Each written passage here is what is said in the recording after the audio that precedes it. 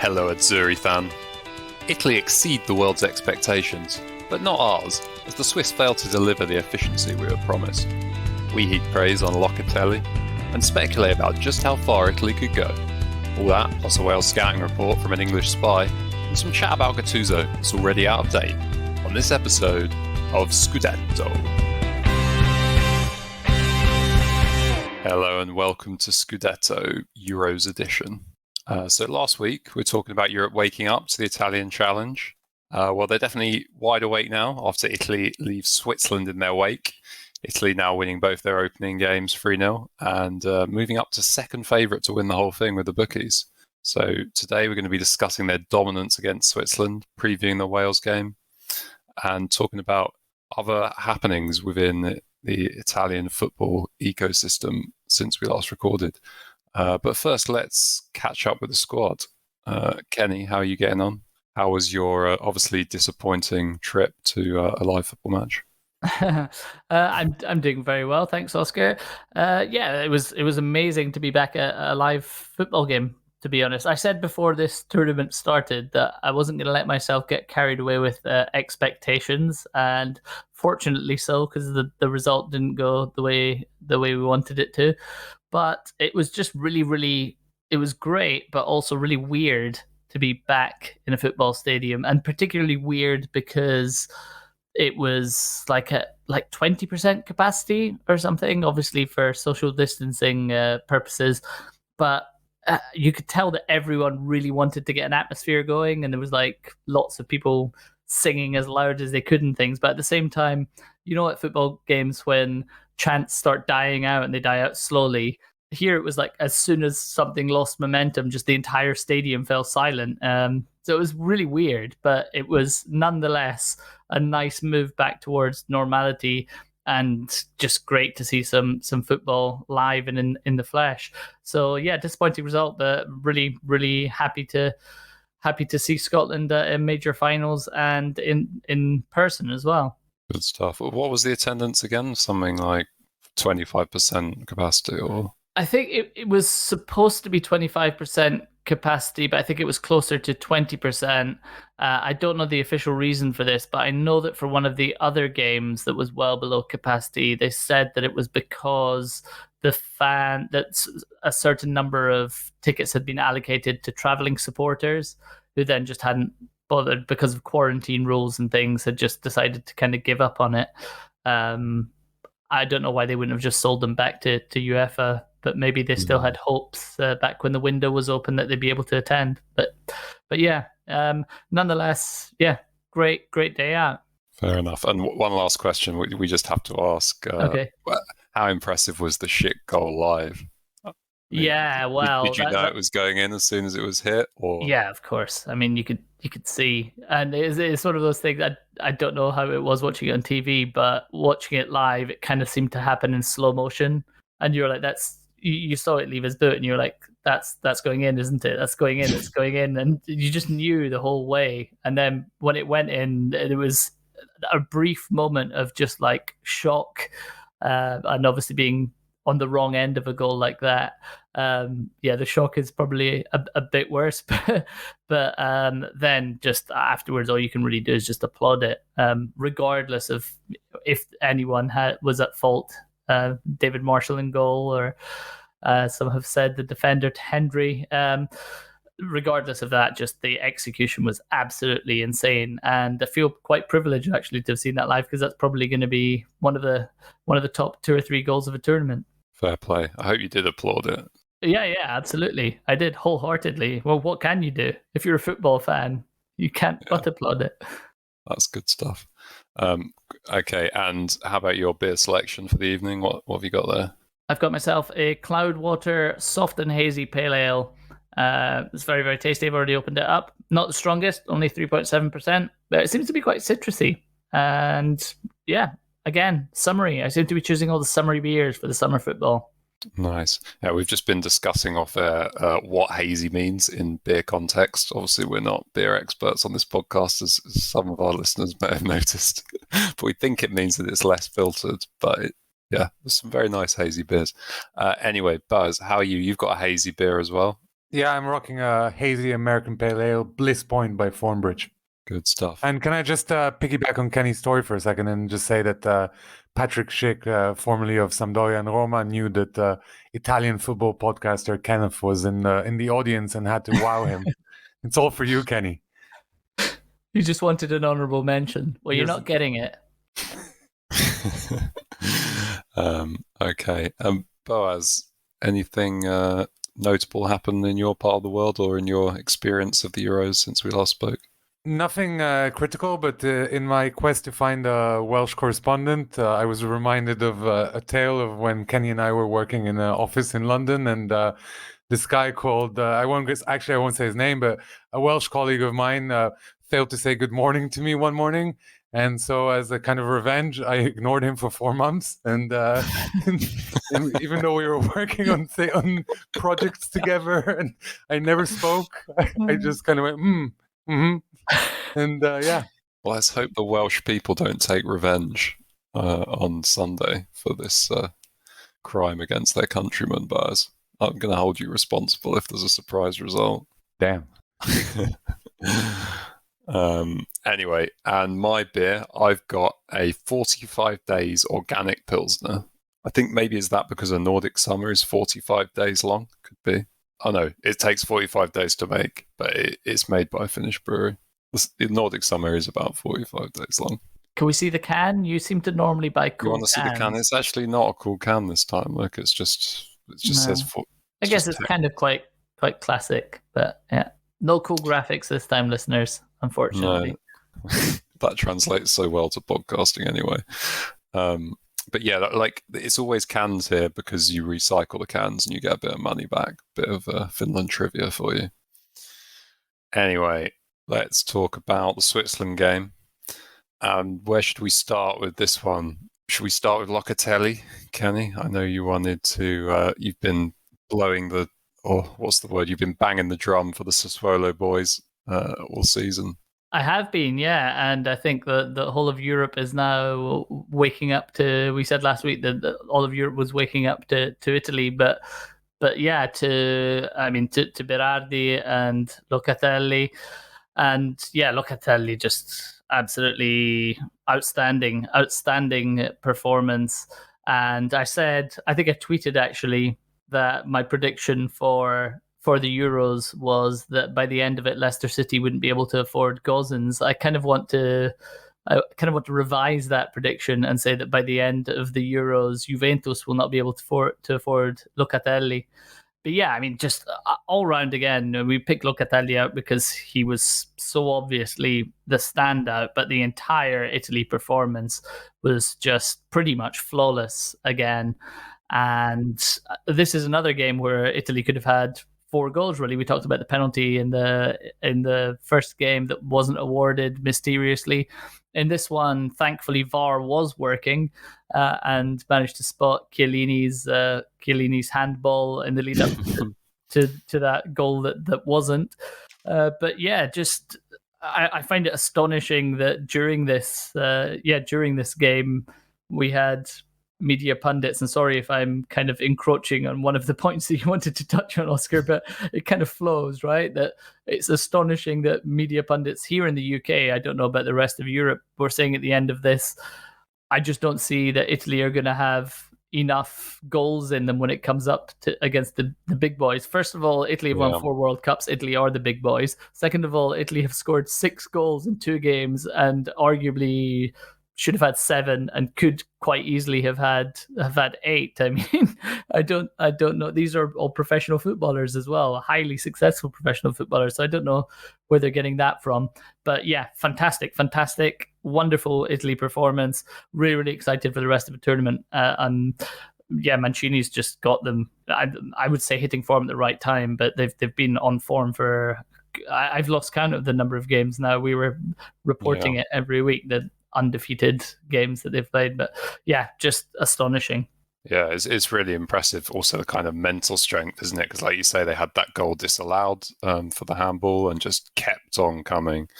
And it does seem like some pundits, especially in the British media, are kind of stuck in the stuck with the idea that Italy have played very defensive football. It's just not the case at all, is it, Buzz? If anything, probably weaker in the defensive positions. It's been a signature of Mancini's tenure, attacking football since he joined, and actually, with the exception of the brief parenthesis under Ventura, which we won't mention, the Italy youth system has kind of moved towards playing attacking football as well over the past couple of decades, obviously in an attempt to create future stars. And a great example would be Barella, who is quoted as saying that him and Locatelli both played together at under 15, under 17, and under 21 level. And he said that at all these levels, they were encouraged to attack and play kind of short passes and do all the things that Italy are now being lauded for. So I think it's definitely didn't happen yesterday that Italy became a fancied side. And perhaps some of these pundits need to brush up their cliched books. Yeah, definitely. And how important, I think you both mentioned in your answers, Chiellini, how important is his fitness going to be? I know he went off with a bit of a knock. Looks like he's probably going to be back, if not for the next game, then for the knockout games.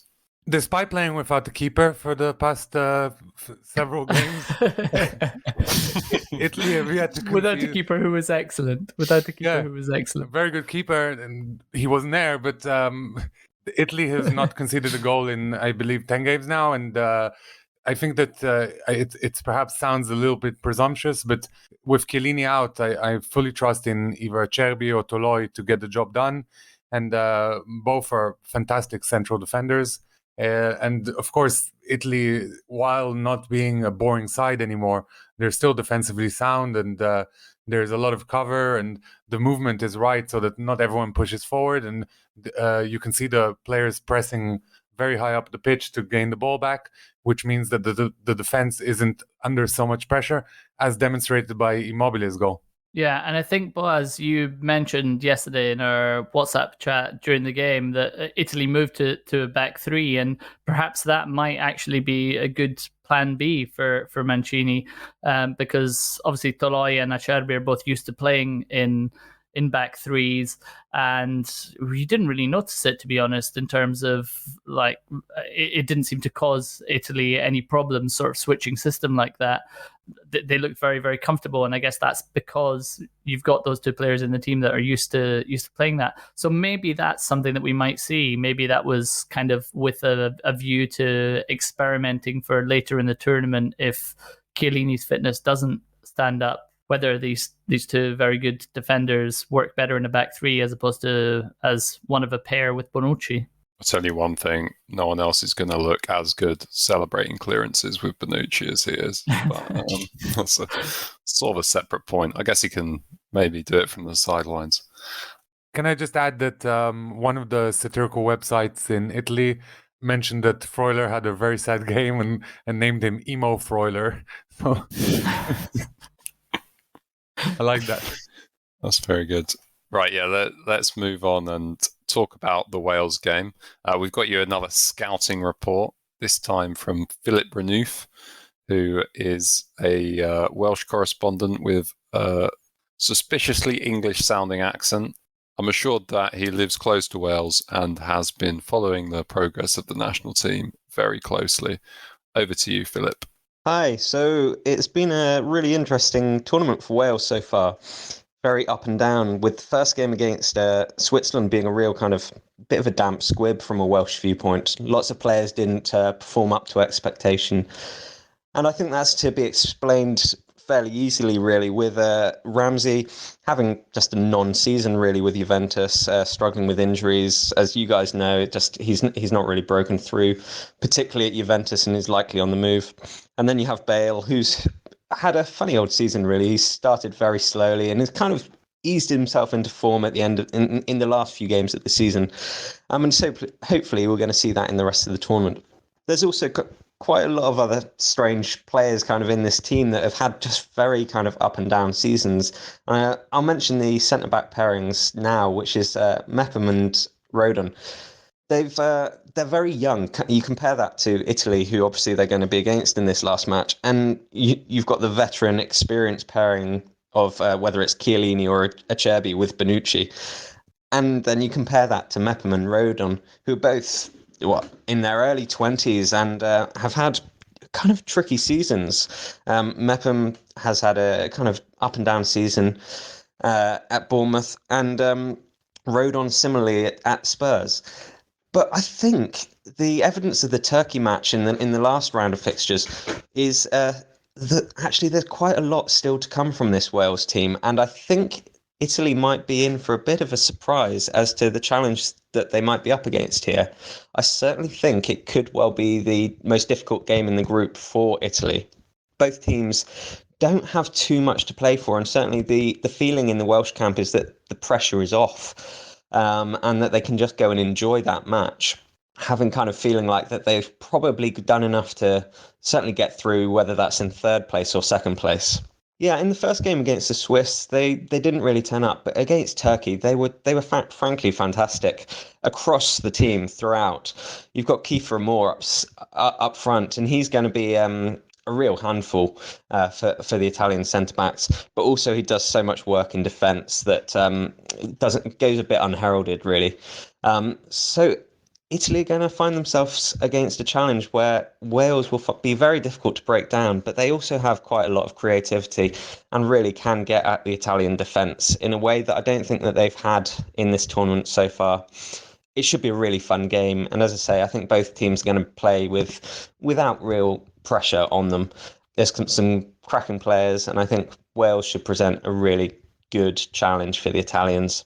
Thanks very much to Philip there. Kenny, what do you make of those comments for Philip that the pressure's kind of off for these games? I mean, certainly for Italy, it looks like it's probably off, given that whether they come first or second, they're likely to play a second-placed team.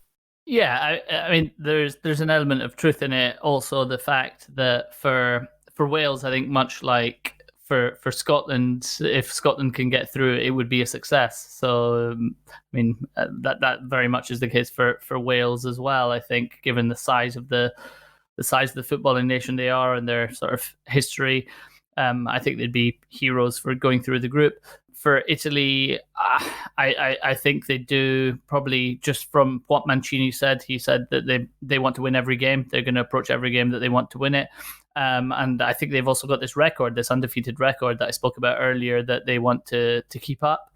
Ideally, the clean sheet record as well, which Boaz mentioned. They'll want to keep that up as well, just because it builds confidence, doesn't it? All of this sort of stuff. It's kind of reminiscent of, in fact, I mean, to say it's reminiscent of the performances of that Dutch team in South Africa is probably unfair, because Italy are undoubtedly a better team than that Dutch team was. But the Netherlands went into that tournament having won every single game, and they just carried that momentum through all the way through to the final. And I think psychologically that does have an effect. So it makes perfect sense that Mancini will want to win.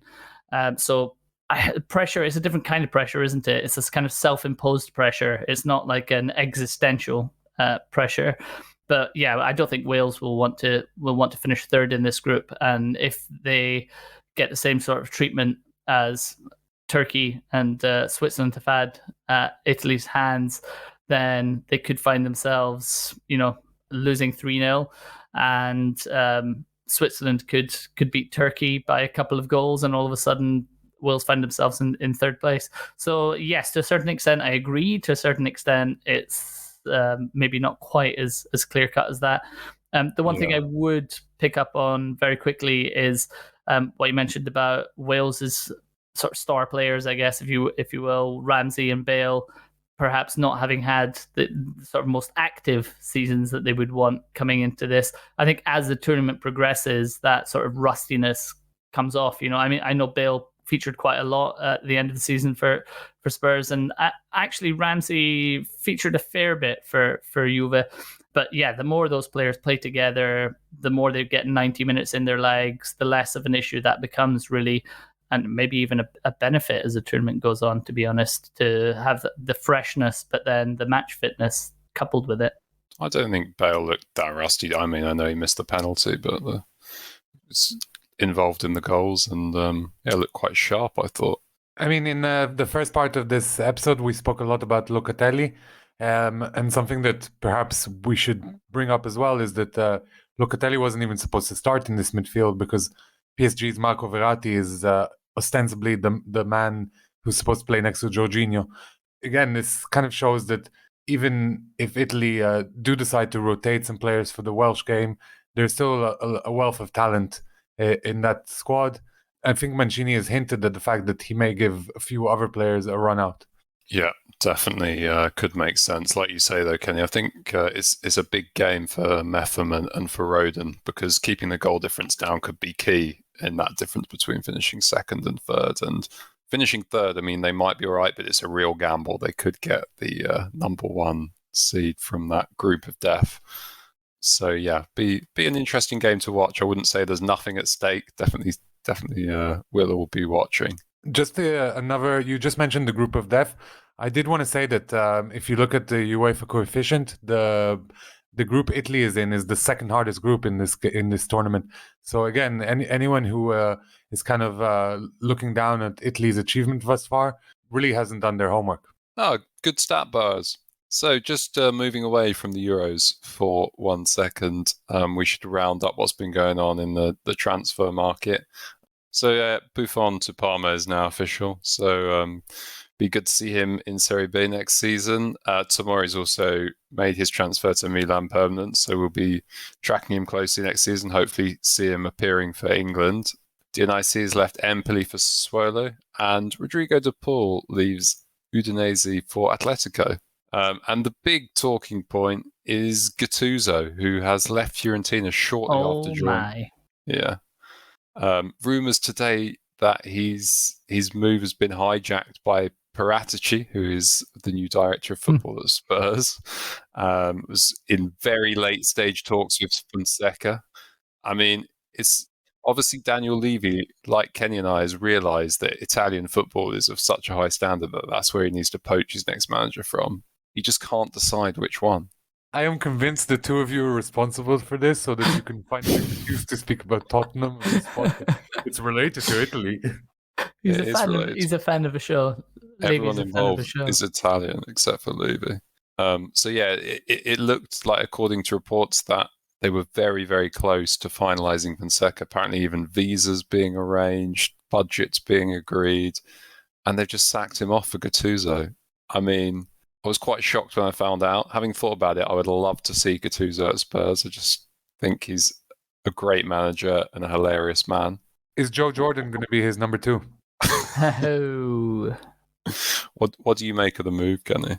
I feel really, really bad for Fiorentina fans. I kind of feel like this is a great club, and I don't really know the ins and outs, obviously, beyond what's been reported.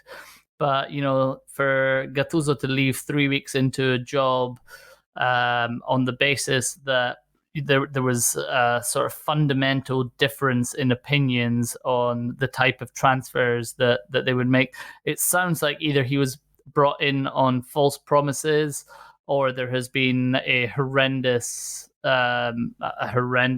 sort of rupture in communications at some point. Either way, Fiorentina fans, it's a great club. They're incredibly passionate fans and a really, really, just historic outfit, and they deserve better than this, to be honest, from an Italian football point of view.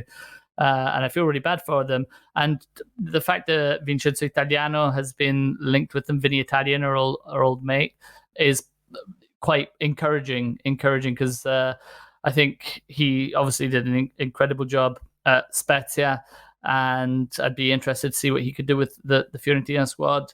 But who knows? I mean, it's just like a clown show, really, at the moment. So either way, I hope whoever they get in has a decent sort of summer window to build a squad that kind of fits their football.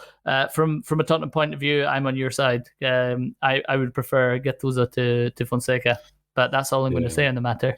And of course, Scudetto have a bit of a scoop here, where a friend of the pod, Michael Hudson, was in Dubai today, I believe, and he saw Ribéry running around shouting in the airport just around the same time as the Gattuso news was breaking. So, you know, he was shouting about a grandmother apparently, but still, it's all about Gattuso. Yeah, I'm sure there was. I'm sure he was upset about the news, but Yeah, I mean, only caveat we should add that there have been some remarks circulating on Twitter, some quite offensive remarks which have been associated with Gattuso. I don't know the veracity of those statements, but obviously quite concerning for a Premier League club to be associating themselves with those remarks. So, yeah, that's the only caveat. And as I said, don't know the veracity of that, so don't want to give any more detail. But anyway, thought it was worth mentioning. That's all we've really got time for in terms of talking points. Let's just give a few quick honourable and dishonourable mentions, and then we'll wrap up. Buzz, you want to kick us off with one for a goalkeeper, not the Italian goalkeeper, but a different one. What Italian goalkeeper? This is an honourable mention for Alex Cordas, who last season was the Crotone captain and keeper, and he was also the keeper for the team the previous time they went up to Serie A. He's now 38, but he was recently signed by Inter to be their second keeper. Mostly this was done because back in 2003 to 2005, Cordas was part of the Inter squad, and he's essentially considered part of their youth system, and so he counts towards their allocation of Italian players. So it's a nice story and a nice way to close his career. Good stuff. I wanted to give an honourable to a friend of the pod, Alvaro Morata. I mean, I know that he must be a friend and listener of the podcast because he's trying to win every single award. We've just renamed the Gagliardini Challenge after him, and he wants to live the Vida Loca as well. Need to say more. He's probably up for most dishonourables as well, or getting close. So I'll Balance give him an honourable. a little bit. Give him an honourable to just even the scales a little bit. Exactly. It was interesting that Juve announced they were extending their loan of Morata just as his epic miss in the Spain-Sweden game was playing out. Great timing. Yeah, I'm sure he's glad that he got the paperwork done before that game. Kenny, someone who didn't miss, Alexei Miranchuk. Yes, Atalanta's Alexei Miranchuk. I'm giving him an honourable mention. It's the return of the goals honourable mention, a Euros special for his goal against your boys Finland, Oscar. Just like incredibly composed and wonderful execution, just to kind of just almost like quarterback-esque, isn't it, to just position the ball so accurately. Yeah, lovely balance, lovely execution, lovely goal to look at. It was very good, especially as, I mean, Finland were booting every ball like out of the stadium, and he managed to find the time and put the defender off balance, breaking Finnish hearts. Anyway, Buzz, you've got another dishonourable related to a goalkeeper, and once again, it's not the Italian national team goalkeeper. First of all, I'm going to jump in on the Eastern European trend of Atalanta players, and since Kenny's giving Miranchuk honourable for his goal, I have to give Malinovsky a dishonourable for missing a penalty for the Ukraine today and kind of making their whole win against Macedonia slightly harder. But they got the result in the end, and kudos to Andrei Shevchenko and his team. But moving swiftly to keepers, I have to give a dishonourable mention to a social media trend that I saw. Our good friend Karl Kraus tweeted, "Is it a bird? Is it a plane?" And no, it's not a bird. It's not a plane. It's not Superman. Your presentation, your video, it's Buffon. Parma released this video of Buffon digging up the goal at the Tardini Stadium and finding a box with his Superman shirt and his old Parma kit. Come on, guys. And the internet's lapping it up. This is the worst thing. Don't encourage them. Mate, Boaz, can you not piss off Karl Kraus because he's going to come on this podcast next season? Why was it all in English as well? Yeah, and that's another thing. I mean, Buffon is a great guy and all, but his English is not exactly maximal. Let's put it this way. Okay. And speaking of Serie B, Kenny, you've got an honourable. Yes, honourable for Alessandria, who were promoted to Serie B. Yeah, beating Padova on penalties and ending a 46-year stint in Serie C, obviously followed by absolutely mad scenes, pictured visions at the end. So yeah, well done to them, and yeah, love to see it. Right, now we've got a couple of quite silly honourables to end the podcast. What does Ronaldo have in common with Elon Musk, Spurs? I'm not sure. You tell me. Just working together to manipulate markets. Perhaps, although I have to say that the notion that Ronaldo can somehow change American investors' opinions is a bit grandiose. But I wanted everyone saw the episode of Ronaldo moving the Coke bottles out of the way and then using another Coca-Cola product, water, and I prefer to drink this Coca-Cola product. Fantastic. And then everyone saw Pogba moving aside the non-alcoholic beer products because he's a devout Muslim. And non-alcoholic Heineken's disgusting. So that's maybe it was a stylishism. and then even Locatelli was at it today. He as for a joke he moved the Coke bottles a little bit as well. But personally, this honorable mention for me is all about Nyangolan.